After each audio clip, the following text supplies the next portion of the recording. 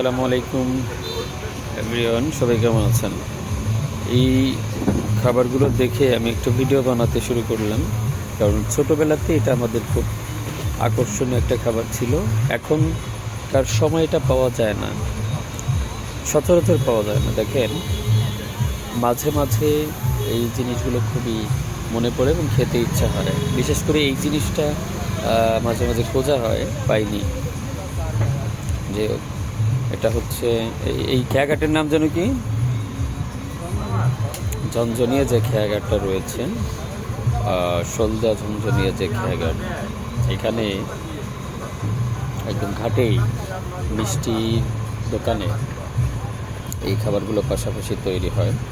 এটা দেখতে অনেক সুন্দর, খেতেও খুব মজা। আড়াই পেঁচের জিলাপিগুলো কত সুন্দর করে তৈরি করে রেখেছে। এই যে হচ্ছে আর একটা খাবারের আইটেম, এদিকে রয়েছে মিষ্টি। খেয়াঘাটে জিনিসগুলো খুবই চলমান, কারণ সারাদিন রাত এখান দিয়ে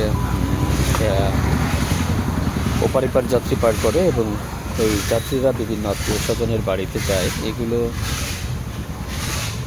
কিনে নিয়ে সাথে করে নিয়ে যায়। তো এখানে মোটামুটি ভালোই চলে। আগে একদিন এসে দেখেছিলাম, মোটামুটি অনেক পদের আইটেম আছে, সিঙ্গারা, চামচা, রুটি। যাই হোক, ভালো লাগলো যে এখনও এগুলো তৈরি হয়। সেই ছোটোবেলাকার জিনিস দেখলাম, এখনও যে মানুষের মনের মধ্যে এটা আছে এবং পাওয়া যায়, এটাই ভাগ্যের ব্যাপার। যাই হোক, এটা হচ্ছে খেয়াঘাট। অপেক্ষা করছি আমাদের এক কলিগের জন্য, উনি আসবেন খেয়াঘাট থেকে।